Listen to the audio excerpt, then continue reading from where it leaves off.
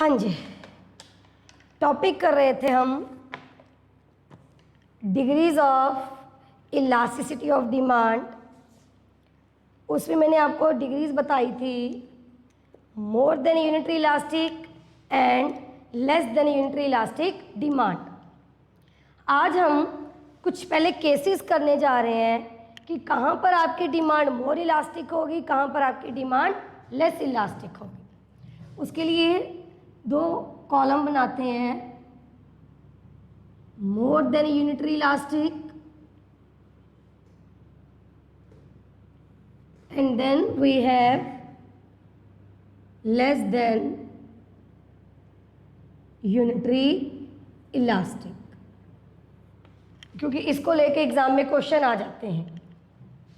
देखिए क्या, मोर than unitary elastic means E D greater than 1, less than unitary elastic means E D less than 1, मोर than unitary elastic means जितना price में change आएगा उससे ज़्यादा आपकी डिमांड में चेंज आएगा। यहाँ पर क्या है, जितना प्राइस में चेंज आएगा उससे कम आपकी डिमांड में चेंज आएगा। अब इसके हम एक एक करके केसेस करते हैं। पहला केस है हमारा अवेलेबिलिटी ऑफ सब्स्टिट्यूट्स।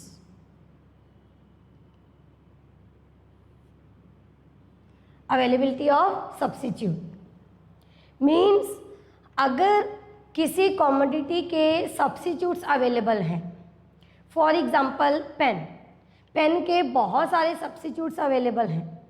अगर एक पेन का प्राइस इंक्रीज होगा तो उसकी डिमांड एकदम से नीचे गिर जाएगी, क्योंकि आपके पास और सस्ते ऑप्शंस अवेलेबल हैं।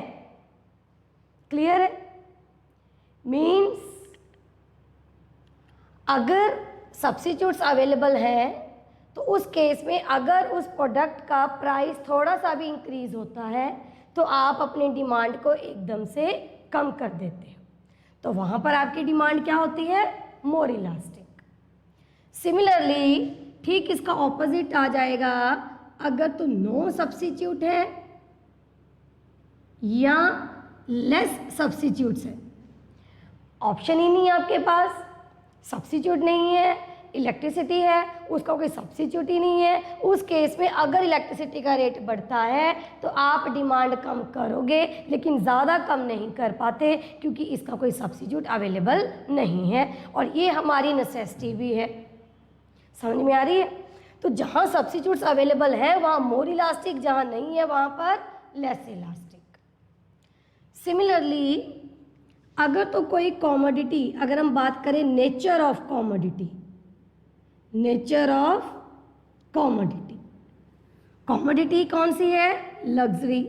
देखिए लग्जरी गुड ऐसी गुड जिसके बिना हम रह सकते हैं, इससे सिर्फ और सिर्फ हमारा स्टेटस इम्प्रूव होता है। हम इन चीज़ों को क्यों परचेज करते हैं एज अ स्नो पीपल, क्योंकि हमें लगता है कि अगर ये चीज़ें हमारे पास होंगी तो हम सोसाइटी में अलग दिखेंगे।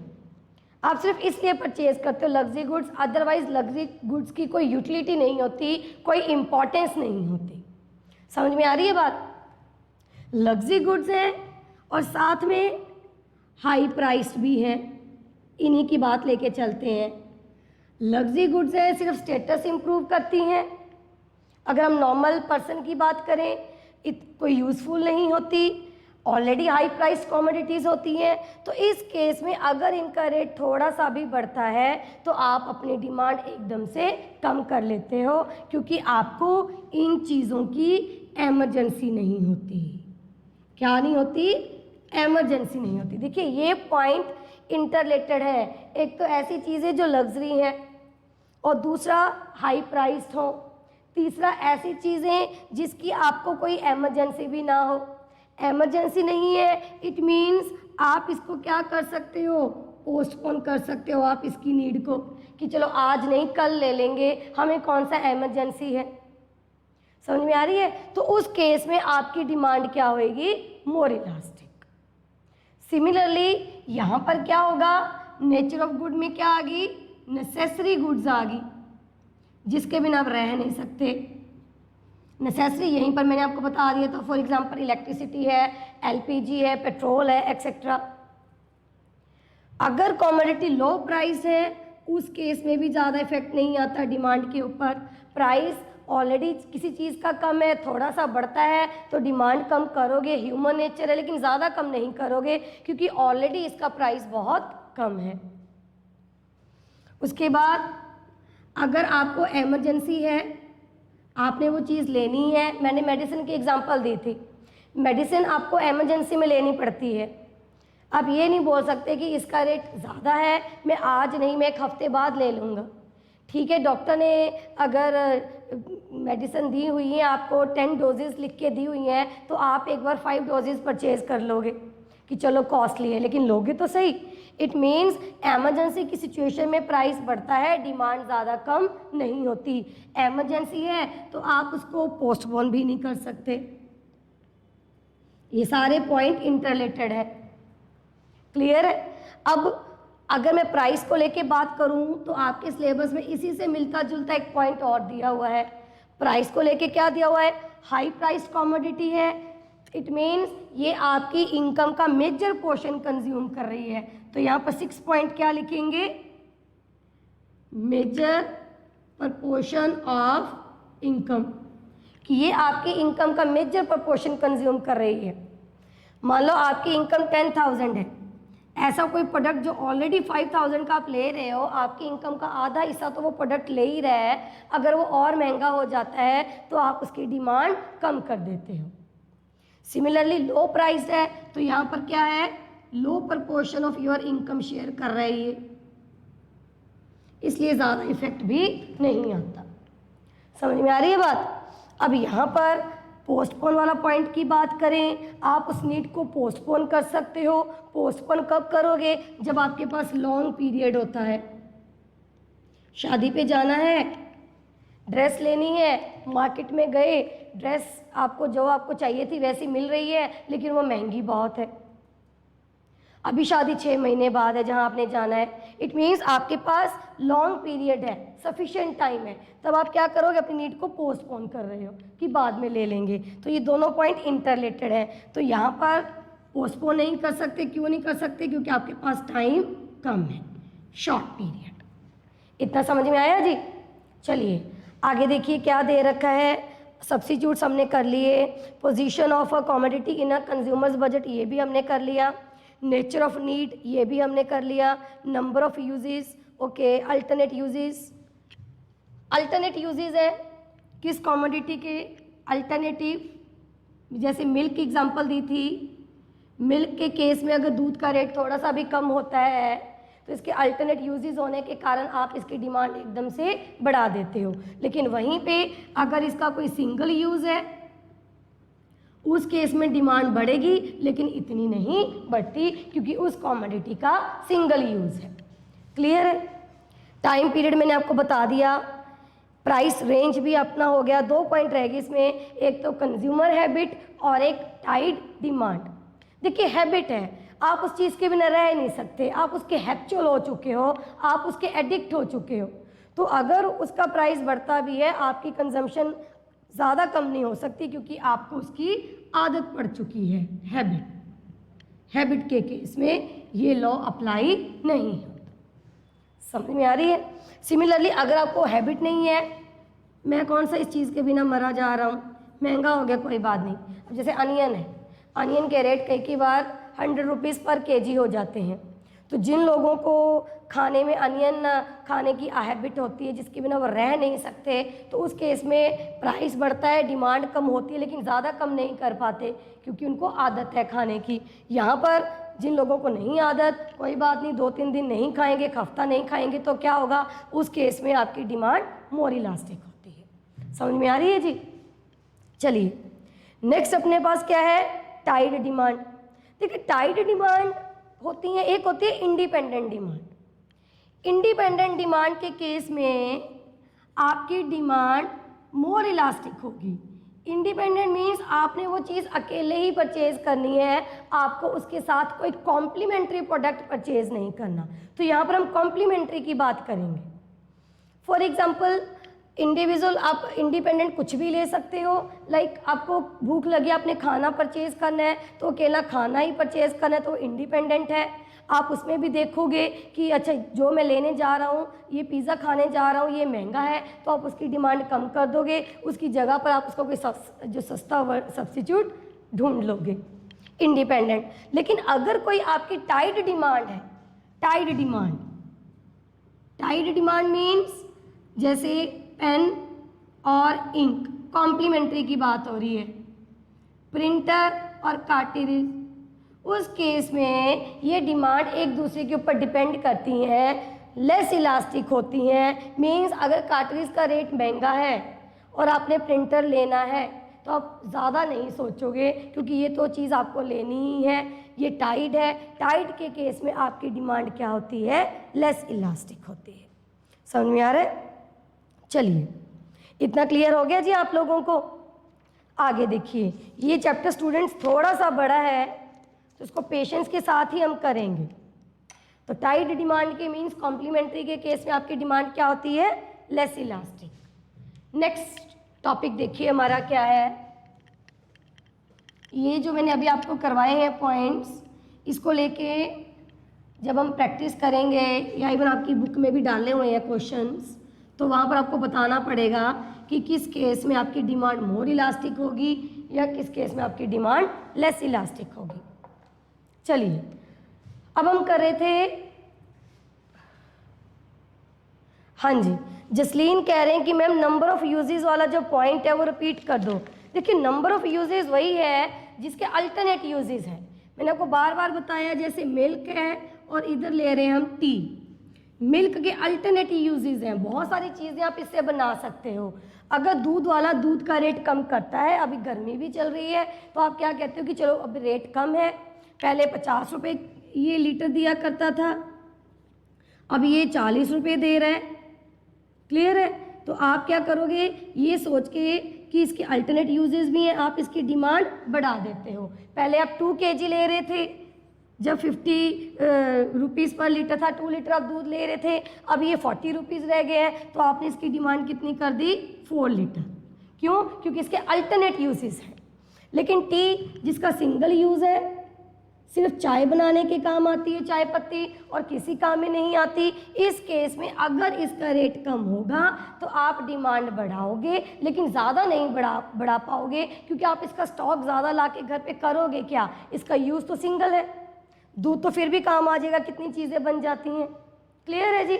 चलिए आगे देखिए, नेक्स्ट टॉपिक है measurement of price elasticity of demand. Measurement, देखिए इसके 3 मेथड हैं, तीनों में से क्वेश्चन आते हैं एग्जाम में, एक एक करके करते हैं। फर्स्ट मेथड है हमारे पास total outlay method. Outlay means expenditure, इसका दूसरा नेम क्या बन जाता है, टोटल एक्सपेंडिचर मेथड। क्लियर है?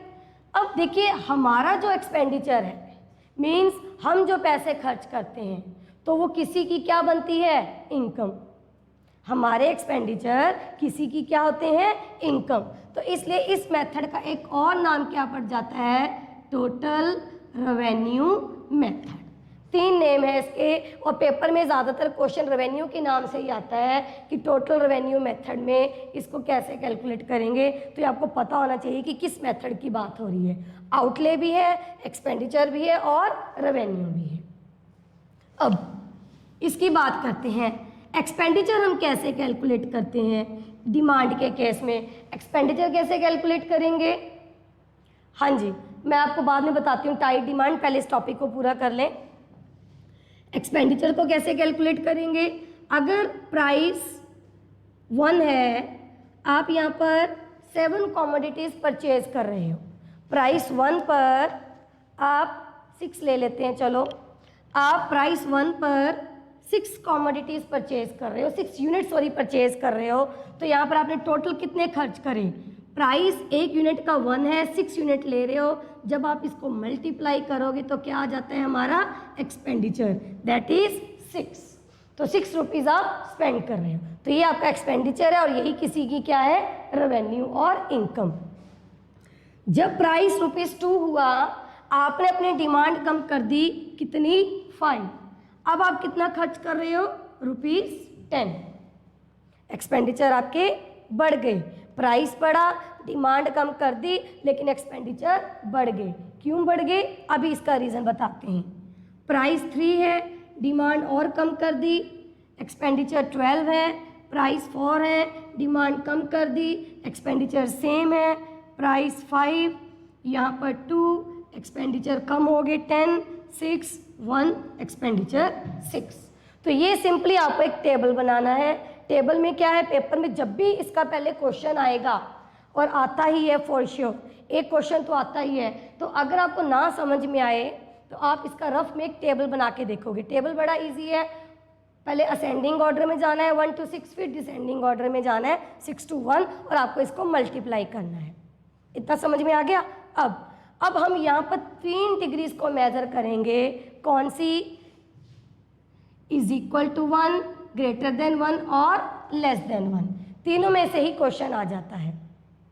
कैसे, =1 क्या कहता है कि जितना प्राइस में चेंज उतना ही आपकी डिमांड में चेंज।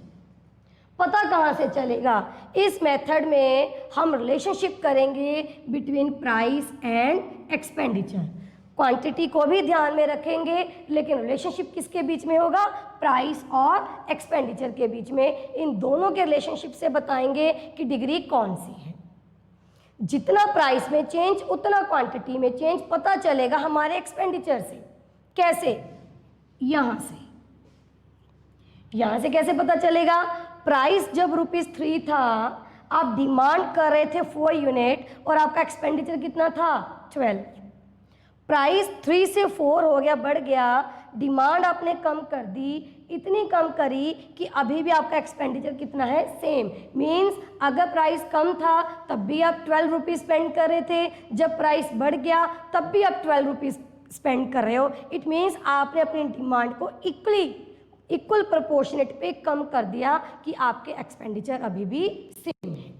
समझ में आ रही है। तो जब हमारे एक्सपेंडिचर सेम होते हैं irrespective of changes in price, तो वहाँ पर डिग्री क्या होती है, =1। अब दोनों एस्पेक्ट लोगे इसके, प्राइस इंक्रीज हुआ तब भी एक्सपेंडिचर सेम है, प्राइस डिक्रीज हुआ तब भी एक्सपेंडिचर सेम है। समझ में आ रही है बात। क्वेश्चन कैसे आएगा कि अगर प्राइस, देखो 2 तरीके से क्वेश्चन आता है, पहले इस चीज़ को समझो। फर्स्ट क्वेश्चन कैसे बनता है कि अगर हमारा प्राइस इंक्रीज हो रहा है और हमारे एक्सपेंडिचर सेम है, तब कौन सी डिग्री है, यूनिटरी इलास्टिक डिमांड। दूसरा क्वेश्चन क्या आता है कि सिचुएशन दे रखी है कि आपकी डिमांड यूनिटरी इलास्टिक है, सिचुएशन ये दे रखी है। उस केस में अगर प्राइस इंक्रीज होता है तब टोटल एक्सपेंडिचर्स के ऊपर क्या इफेक्ट आएगा, तो आप क्या लिखोगे, total expenditures will remain constant. समझ में आ रही है। इसका ऑपोजिट कर लो कि अगर आपकी डिमांड यूनिटरी इलास्टिक है, ये सिचुएशन आपको दे रखी है क्वेश्चन में। दूसरी चीज़ क्या बता रखी है कि अगर आपका प्राइस डिक्रीज होता है, मीन्स 4 to 3, तब आपके एक्सपेंडिचर्स क्या रहेंगे, सेम। क्लियर। ऐसे ही बाकी के 2 डिग्रीज भी करते हैं। यहाँ पर आते हैं, देखिए जब प्राइस ₹1 था तब आप स्पेंड कर रहे थे ₹6। प्राइस इंक्रीज हुआ, आपने अपनी डिमांड कम कर दी लेकिन खर्चे कम नहीं कर पाए। इट मीन्स क्या मतलब है इसका, कोई बता सकता है मुझे जल्दी से, आप बताओ पहले मुझे इस चीज़ का, कि हमारा प्राइस इंक्रीज हुआ, डिमांड हमने कम कर दी लेकिन खर्चे कम नहीं कर पाए। इट मीन्स कौन सी कॉमोडिटी है जो हम यूज़ कर रहे हैं, जल्दी से बताए जिसकी समझ में आ गया।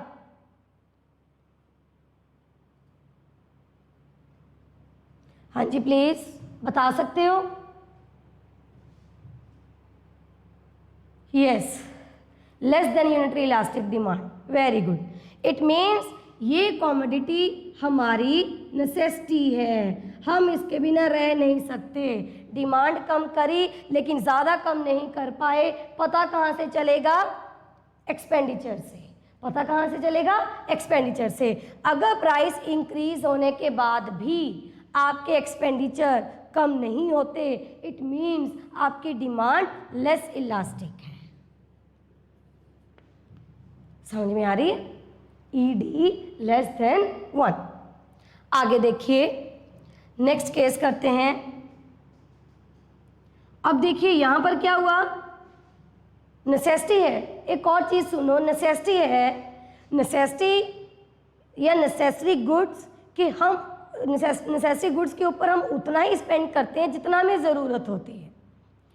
चाहे उनका रेट कम हो जाता है, हम उनकी डिमांड ज़्यादा इंक्रीज़ नहीं कर पाते, क्योंकि हमारा मेन फोकस किसके ऊपर होता है? लग्जरी गुड्स के ऊपर।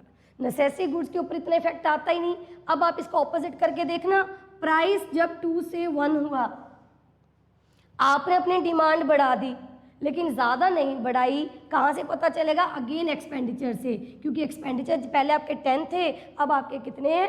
कम हो गए, उल्टा 6। कैसे कम हो गए? क्योंकि प्राइस कम हो गया, डिमांड आपने ज़्यादा बढ़ाई नहीं। क्यों नहीं बढ़ाई? नेसेसिटी है।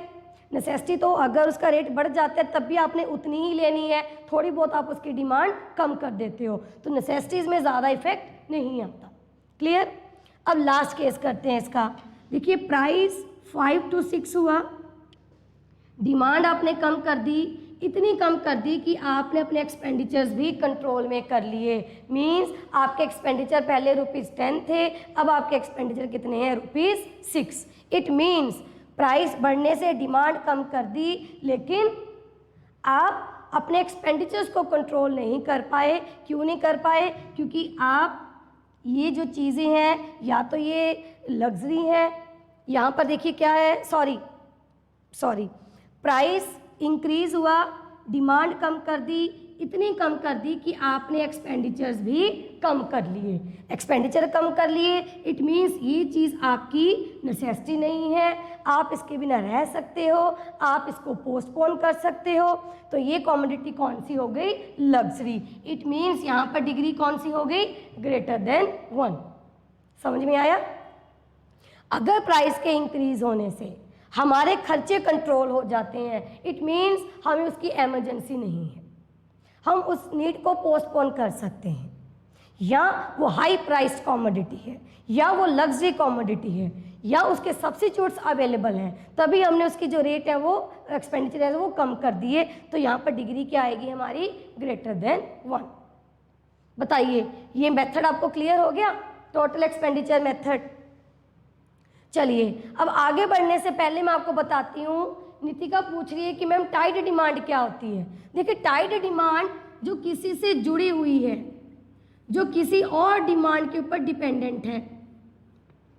अब पेन है और इंक है, अगर इंक का रेट बढ़ता है, इंक आपने पेन लेना है, इंक उसमें डलती है, अगर इंक का रेट बढ़ता है तो पेन जो आपने लेना ही लेना है उसकी डिमांड के ऊपर इतना ज़्यादा इफेक्ट नहीं आता।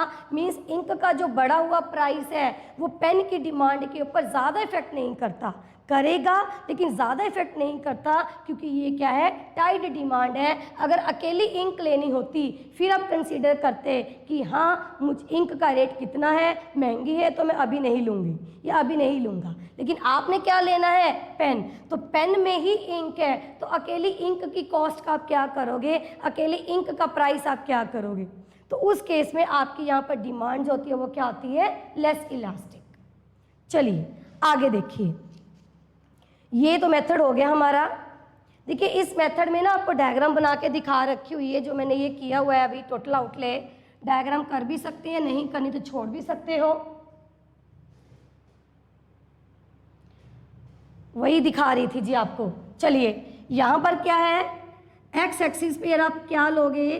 एक्सपेंडिचर। वाई एक्सिस पर आप क्या लोगे?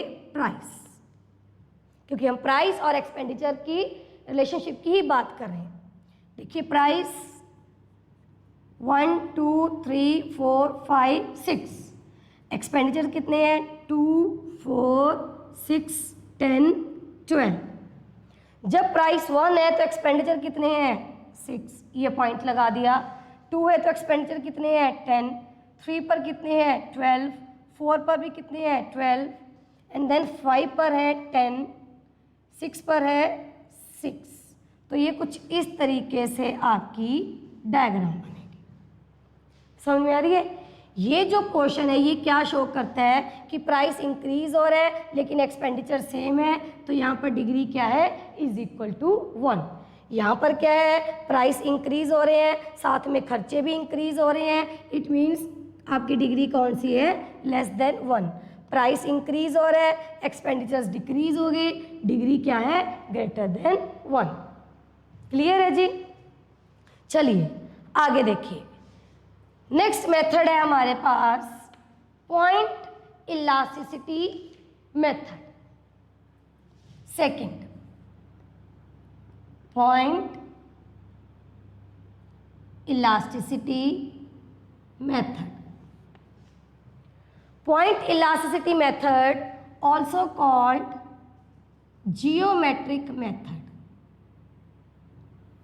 दो नेम है इसके, पहले समझो। ये जो मेथड है पॉइंट इलास्टिसिटी मेथड, ये कब यूज़ करते हैं? ये तब यूज़ करते हैं जब प्रोडक्ट के प्राइस में माइनर चेंज आता है। चेंज कौन सा है? माइनर। देखिए किसी भी प्रोडक्ट का जब रेट बढ़ता है तो दो टाइप के चेंजेस आते हैं, एक माइनर चेंज और एक मेजर चेंज। पहले दोनों के डिफरेंस को समझो। माइनर चेंज मीन्स जब भी आपको चेंज को देखना हो कि ये माइनर है या मेजर है, आप दो चीज़ें कंसिडर करोगे। One is nature of commodity and second one it's price. दोनों चीज़ों को कंसिडर करोगे।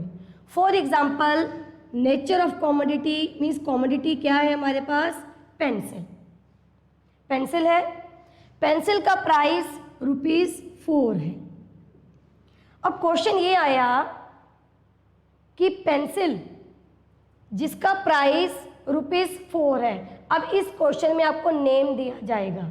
अब तक हमने जितने क्वेश्चंस भी करे इलास्टिसिटी ऑफ डिमांड को लेके, वहाँ पर मैंने कल आपको लेक्चर में एक बात बताई थी कि कमोडिटी का नाम नहीं दिया होगा, सिर्फ क्या दिया होगा एक्स कमोडिटी, वाई कमोडिटी या ए कमोडिटी या बी कमोडिटी। लेकिन इसमें कमोडिटी का नाम दिया हुआ है और वो कमोडिटी कौन सी है? पेंसिल। पेंसिल कमोडिटी है, इसका प्राइस 4 है। अगर इसका प्राइस ₹4 से 6 हो गया, मीन्स एक सेलर सोच रहा है कि मेरी जो पेंसिल जिसकी जो प्राइस ₹4 है, अगर मैं इसको ₹6 में बेचूं तो मेरी डिमांड के ऊपर क्या इफ़ेक्ट आएगा। अब आप मुझे ये बताओ पेंसिल को कंसिडर करके कि 4 से जब ₹6 हुआ तो ये जो ₹2 का चेंज आया, ₹2 का जो चेंज आया पेंसिल में इंक्रीज हुआ, ये माइनर चेंज है या मेजर चेंज है? क्या देखोगे?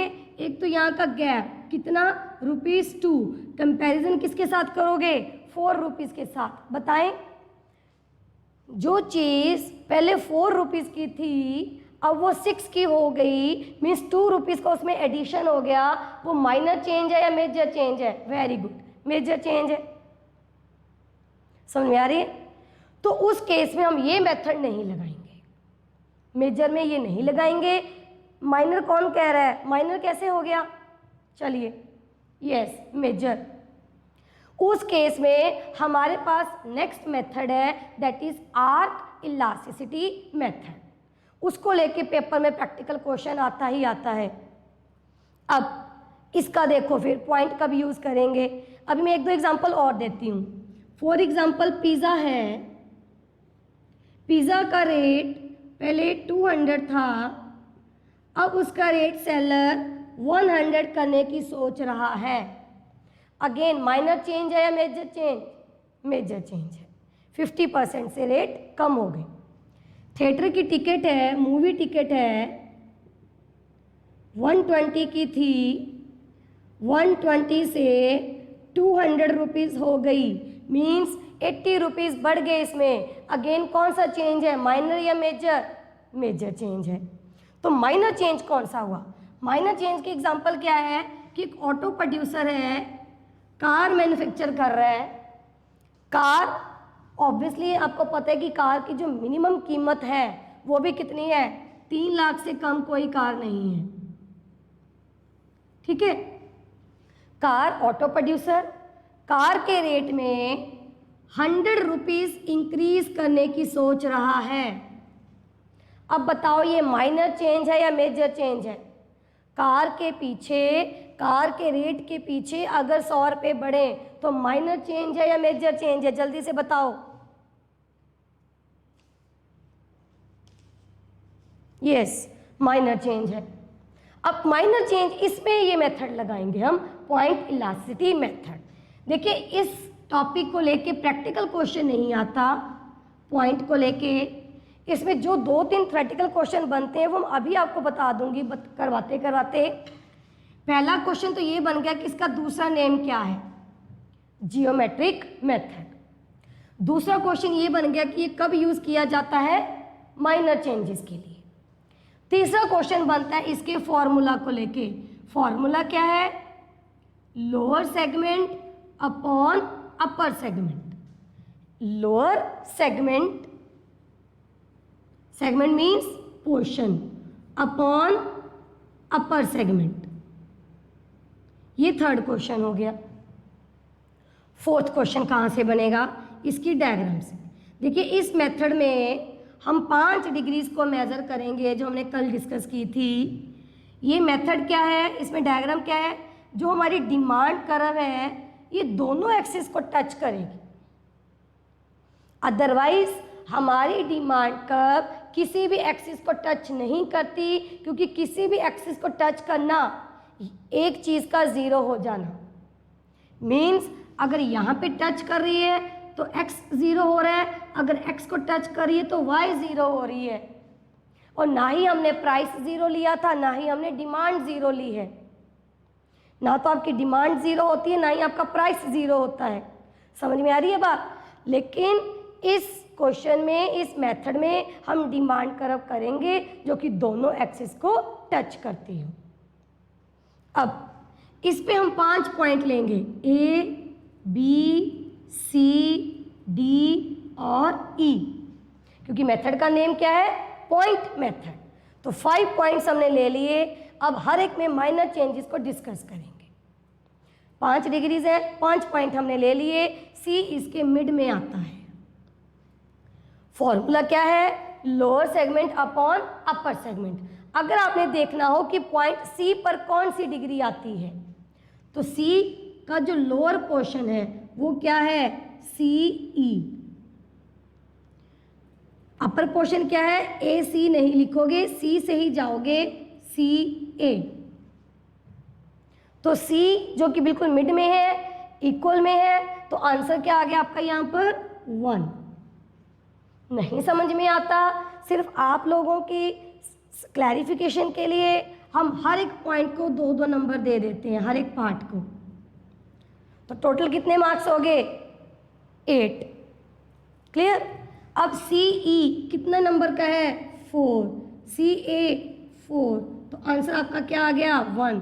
तो यहाँ पर डिग्री क्या है C पॉइंट पर, 1। अब इसका क्वेश्चन देखो कैसे आता है, जो फोर्थ क्वेश्चन मैंने आपको बताया। फोर्थ क्वेश्चन आएगा कि एक डिमांड कर्व है जो कि दोनों एक्सिस को टच कर रही है, x को भी और y को भी। तो आप समझ जाओगे कि पॉइंट मेथड की बात हो रही है, क्योंकि और किसी भी डायग्राम में, किसी भी मेथड में, किसी भी टॉपिक में कोई भी कर्व, डिमांड कर्व एक्सिस को टच नहीं करती। क्वेश्चन क्या आएगा कि एक डिमांड कर्व है, दोनों एक्सिस को टच कर रही है, इसके मिड पॉइंट पर कौन सी डिग्री है, मिड पॉइंट पर कौन सी डिग्री है, इज इक्वल टू 1। करवा के मैंने आपको दिखा दिया। अब बात करते हैं बी पॉइंट पर। बी का लोअर पोर्शन क्या है, BE कितने नंबर की है, 6। अपर पोर्शन कितना है, BA कितने नंबर का है, 2। तो आंसर क्या आ गया, 3। तो यहाँ पर कौन सी डिग्री हो गई, ग्रेटर देन 1। क्लियर है? अब बात करते हैं D की। D का लोअर पोर्शन क्या है, 2। अपर पोर्शन क्या है, 6। तो ये क्या डिग्री होगी, लेस देन 1। पॉइंट्स में आंसर आ गया। अब जो 2 क्वेश्चन और बनते हैं, एक तो ये 4th मिड पॉइंट वाला आ गया, 5th क्वेश्चन ई और ए पॉइंट में से बनता है। पहले बात करते हैं ई की। ई लोअर पोर्शन क्या है, नीचे कुछ है ही नहीं, अपर नीचे कुछ है नहीं, तो क्या आ गया 0। अपर पोर्शन क्या है ई ए, कितना आ गया 8, तो 0/8 दैट इज 8। समझ में आ रही है बात? क्वेश्चन कैसे आएगा कि एक डिमांड कर्व है, दोनों एक्सिस को टच कर रही है, उसके एक्स एक्सिस पर कौन सी डिग्री है, एक्स एक्सिस पर डिग्री है perfectly in elastic demand. Clear? अब इसका ऑपोजिट लेते हैं point A, lower portion A E that is 8, upper portion 0, 8/0 क्या आएगा इन्फिनिटी। क्वेश्चन क्या आएगा, एक डिमांड कर्व दोनों एक्सिस को टच कर रही है, उसके जो वाई एक्सिस पर पॉइंट है उस पर कौन सी डिग्री है, तो आपका आंसर क्या आएगा परफेक्टली इलास्टिक डिमांड। क्लियर है जी? तो ये आपके 6 क्वेश्चन इसमें से बनते हैं और कोई क्वेश्चन नहीं बनता। आगे देखिए, नेक्स्ट जहां पर आपको प्रैक्टिकल क्वेश्चन आता है वो हमारा 3rd मेथड है, वो क्या है आर्क इलास्टिसिटी मेथड। इसको ध्यान से देखो, आर्क इलास्टिसिटी मेथड।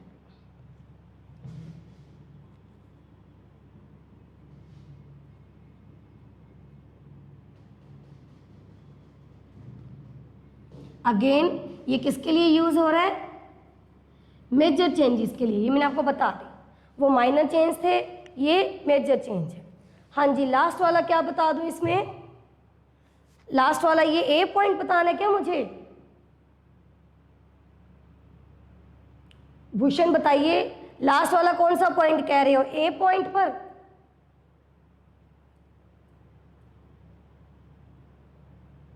हाँ जी, देखिए ए पॉइंट पर सीधा ही है, लोअर पोर्शन क्या है आपका ए ई, अपर पोर्शन क्या है, कुछ है ही नहीं इसके ऊपर, तो वो क्या आएगा 0।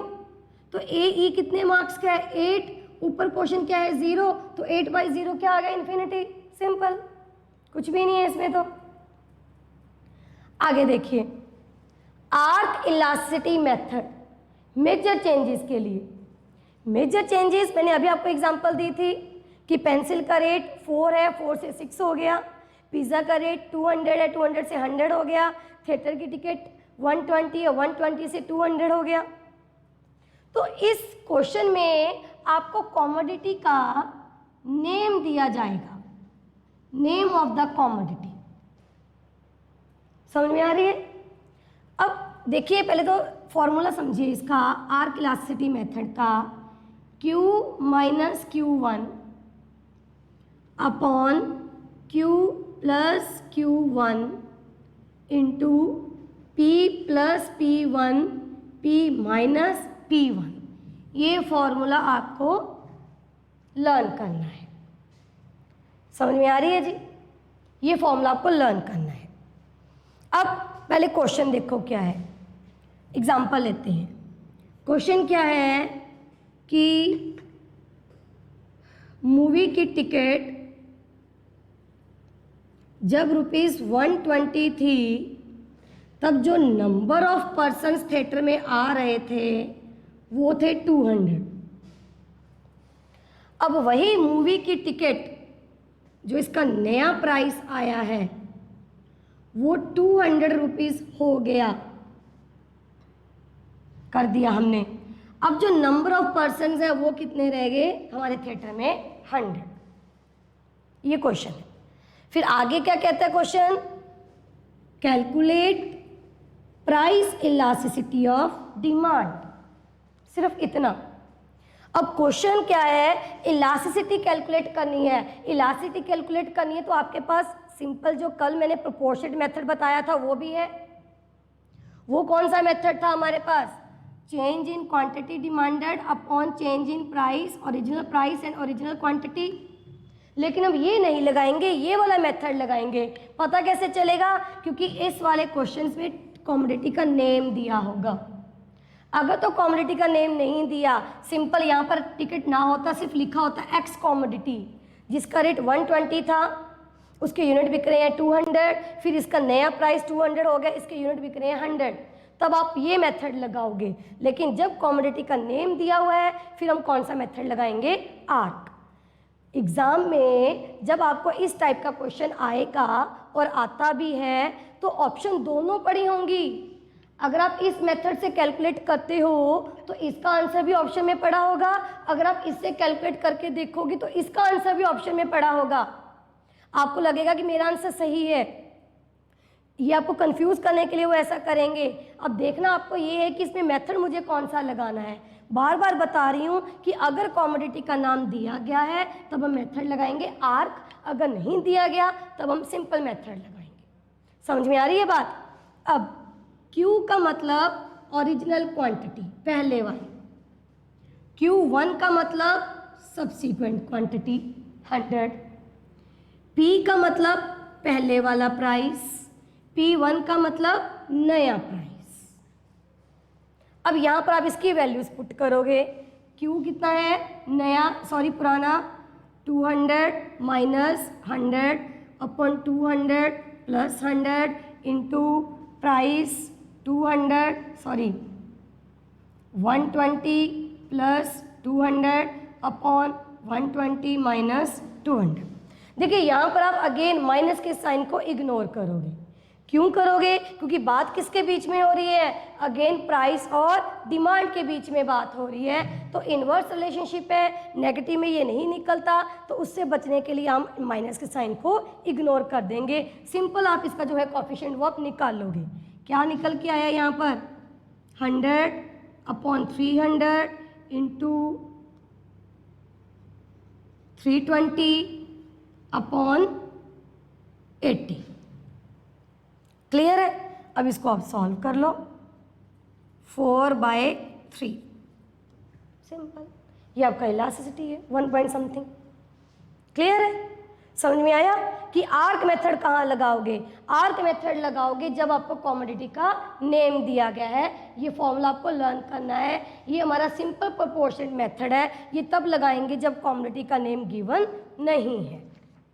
चलिए जल्दी से अगला टॉपिक देखते हैं।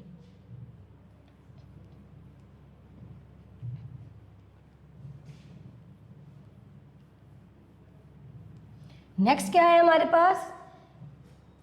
Income elasticity of demand. Price elasticity हो गया, अब हम बात करते हैं income elasticity of demand.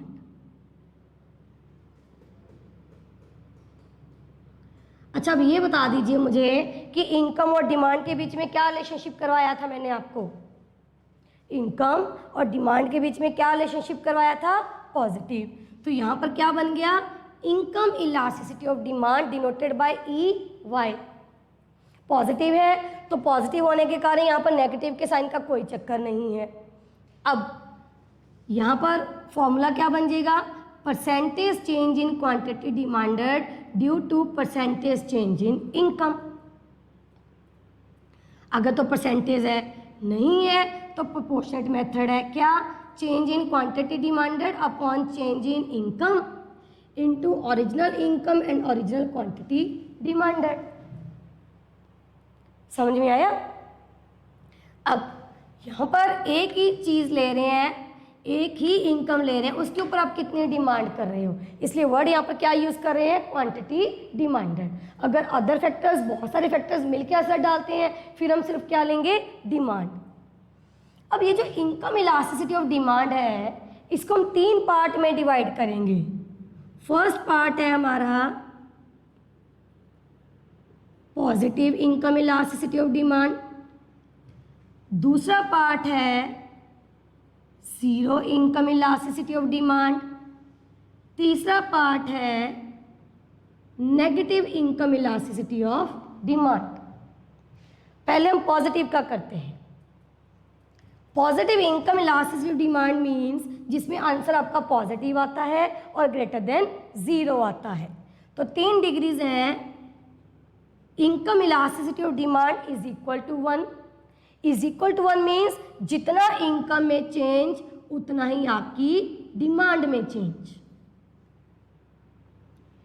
E Y greater than 1 क्या कहता है, वही ये यूनिटरी इलास्टिक डिमांड हो गई, ये मोर देन यूनिटरी इलास्टिक डिमांड है। जितना इनकम में चेंज उससे ज़्यादा आपकी डिमांड में चेंज। थर्ड वन क्या कहता है कि जितना इनकम में चेंज उससे कम आपकी डिमांड में चेंज, लेस इलास्टिक। अभी हम तीनों केसेस को ही डिस्कस करते हैं। फर्स्ट क्या है हमारा, यूनिटरी इलास्टिक डिमांड मीन्स जितना इनकम में चेंज आएगा उतना आपकी डिमांड में चेंज आएगा। इनकम क्वांटिटी, इनकम जितनी बढ़ेगी आप अपनी डिमांड उतनी ही बढ़ाओगे।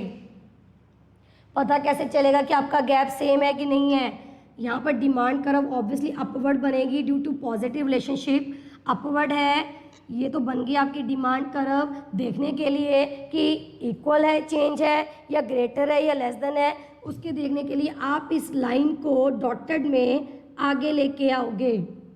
तो अगर तो ये ओरिजिन तक आती है, इट मीन्स दोनों पार्ट्स को इक्वली डिवाइड कर रही है, 45 डिग्री का एंगल बना रही है, तब डिग्री कौन सी है, इज इक्वल टू 1। समझ में आ गया। इसी का दूसरा क्या है, ग्रेटर देन 1, जितना इनकम में चेंज उससे ज़्यादा आपकी डिमांड में चेंज। इनकम बढ़ी, डिमांड बढ़ी, लेकिन ज़्यादा बढ़ी। अब डिमांड कर्व बनाओगे, अपवर्ड जा रही है, आगे लेके आओगे डॉट्स में, तो कहाँ पर आ रही है, वाई एक्सिस को टच कर रही है। तो वाई एक्सिस को टच करना मीन्स ग्रेटर देन 1। अब इनकम जितनी बढ़ी उससे ज़्यादा आपने डिमांड बढ़ा दी, किन चीज़ों की, ऑब्वियसली इसमें भी कौन सी कॉमोडिटीज़ आएंगी, कौन सा केस आएगा, लग्जरी गुड्स। क्यों, क्योंकि जो नेसेसरी गुड्स है वो तो आप अपनी जो आपकी नॉर्मल इनकम है, जितनी आपकी रूटीन की इनकम है, आप उसमें भी परचेज कर पा रहे थे। जैसे ही आपका इनकम का लेवल बढ़ा, आपका ध्यान उन चीज़ों की तरफ गया जो पहले नहीं ले पा रहे थे, दैट इज़ लग्जरी। तो इनकम जो बढ़ रही है उसका मेजर पोर्शन आप किसके ऊपर स्पेंड करना चाहोगे, लग्जरी गुड्स के ऊपर। क्यों, क्योंकि आप पहले अफोर्ड नहीं कर पा रहे थे due to your low level of income. समझ में आ रही है। अब इसी का थर्ड केस देखो, ठीक इसका ऑपोजिट करेंगे। इनकम डिमांड, इनकम जितनी बढ़ी उससे कम आपने इन कमोडिटीज़ की डिमांड बढ़ाई। Demand curve as usual upward है, नीचे लेके आओगे तो ये हमारा ओरिजिन तक नहीं आता, ये कहाँ पर आ रहा है, एक्स एक्सिस तक। मेजर पोर्शन जो इनकम बढ़ी उसको आपने कहाँ पर खर्च कर दिया, लग्जरी। अब इनकम बढ़ी तो डिमांड बढ़ाओगे, लेकिन ज़्यादा नहीं बढ़ाओगे इन कंपैरिजन टू इनकम किन की, नेसेसरी गुड्स की। ये तो पहले भी ले रहे थे, थोड़ी बहुत डिमांड और कर दोगे कि चलो दूध है, पहले हम 2 kg लिया करते थे, अब 3 kg ले लेते हैं। समझ में आ रही है। तो इसमें ज़्यादा इफेक्ट नहीं आता नेसेसरी में, लग्जरी में ज़्यादा इफेक्ट आता है। बताओ जी, ये तो हो गया हमारा इनकम इलास्टिसिटी का पॉजिटिव केस। अब जल्दी से ज़ीरो और नेगेटिव कर लेते हैं। पॉजिटिव हो गया, अब बात करते हैं ज़ीरो। ज़ीरो का मतलब income elasticity zero means perfectly inelastic demand, perfectly inelastic demand. It means आपकी इनकम में चेंज आ रहा है लेकिन आपकी डिमांड में चेंज नहीं आ रहा। इनकम बढ़ी, इस प्रोडक्ट की डिमांड आपने उतनी ही कर दी, इनकम कम हुई, इस प्रोडक्ट की डिमांड आपने उतनी ही रखी। तो यहाँ पर डिमांड कर्व क्या बनेगी, vertical, parallel to X axis. इसका केस मुझे कोई बता सकते हैं किस केस में ऐसा जाएगा, कहाँ पर होगा, जहाँ पर आपकी इनकम चेंज होने के बाद भी आप अपनी डिमांड को चेंज नहीं कर रहे, किस केस में, जल्दी से बताएं। एग्जाम्पल दो सोच के, कल जो लेक्चर बताया था वहाँ से दे दो। यस, वही चीज़ें जो कल बताई थी, सॉल्ट है, कैंडल है, इवन मैच बॉक्स है, माचिस की डिब्बी है, तो इनके ऊपर इनकम का इफेक्ट नहीं पड़ता। क्लियर है। नमक है, इनकम बढ़ गई, थोड़ा ना कि नमक ही परचेज कर लोगे। देखिए नेसेसरी नहीं ले सकते भूषण, हम इसमें इलेक्ट्रिसिटी भी नहीं ले सकते, क्योंकि नेसेसिटीज़ के केस में मैंने आपको बताया था कि आपकी डिमांड लेस इलास्टिक है। आपकी डिमांड क्या है? Less elastic. ये जो चीज़ है ना, इसको हम बेयर नेसेसिटी बोलते हैं। ये जो जिसकी आप बात कर रहे हो वो सिंपल नेसेसिटी की बात कर रहे हो, ये बेयर नेसेसिटी है। नेसेसिटी तो है ही है, साथ में इनके रेट बहुत ज़्यादा कम है। इसलिए जब इनकम बढ़ती है तो आप इन चीज़ों के ऊपर नहीं आपका ध्यान जाता। समझ में आ रही है? तो आप इसमें इलेक्ट्रिसिटी नहीं ले सकते, इलेक्ट्रिसिटी हमने लेस इलास्टिक में ले लिया ऑलरेडी। अब थर्ड बात करते हैं, वो है negative income elasticity of demand means less than zero. Negative तभी जाएगा जब लेस देन ज़ीरो होगा। अब आप मुझे ये बताएं, ऐसी कौन सी कॉमोडिटी है जिस केस में आपकी इनकम बढ़ने से आप उन्हीं की डिमांड कम कर देते हो? डायग्राम मैं बना रही हूँ, इतने में आप मुझे कॉमोडिटी का नाम बताओ। इनकम बढ़ी तो आपने इसकी डिमांड ही कम कर दी, तो आपकी यहाँ पर नॉर्मल डिमांड कर्व बन गई। मीन्स इनकम और डिमांड के बीच में यस नेगेटिव रिलेशनशिप आ गया। इन्फीरियर गुड्स, तो नीचे बहुत ज़रूरी है लिखना इन्फीरियर गुड्स। इन्फीरियर मीन्स ऐसी चीज़ें जो आपको लगता है ये घटिया है, जो हम यूज़ कर रहे हैं क्योंकि हमारी इनकम कम है। तो जैसे आपकी इनकम बढ़ेगी आप इन्फीरियर गुड्स की डिमांड कम कर दोगे और उसकी जगह पर क्या लोगे? सुपीरियर। तो यहाँ पर इनकम और इन्फीरियर गुड्स की डिमांड के बीच में क्या रिलेशनशिप आएगा? नेगेटिव। लेकिन इनकम और सुपीरियर गुड्स की डिमांड के बीच में क्या रिलेशनशिप आएगा? पॉजिटिव। हम बात करें इन्फीरियर, तो इन्फीरियर में क्या आएगा? इनकम बढ़ी और आप उसकी डिमांड कम कर दोगे। अब कोई भी कॉमोडिटी बाय नेचर इन्फीरियर नहीं होती। ये नहीं है कि 30 रुपये किलो वाला जो चावल है वो घटिया होगा और 500 वाला बढ़िया होगा, ऐसा कुछ नहीं है। ये हम लोगों ने बनाया है कि कौन सा इन्फीरियर है कौन सा सुपीरियर है। कैसे बनाते हैं हम लोग? कैसे तय करते हैं? अपने लेवल ऑफ इनकम के ऊपर। जिनकी इनकम बहुत कम है, रिक्शा पुलर्स हैं, उनको तो यही चावल बहुत अच्छे लगते हैं। जिनकी इनकम लाखों करोड़ों में है उनको ये चावल क्या लगेंगे? इन्फीरियर लगेंगे। तो कोई भी प्रोडक्ट इन्फीरियर है या सुपीरियर है ये डिसाइड करते हो आप लोग, आपका इनकम लेवल।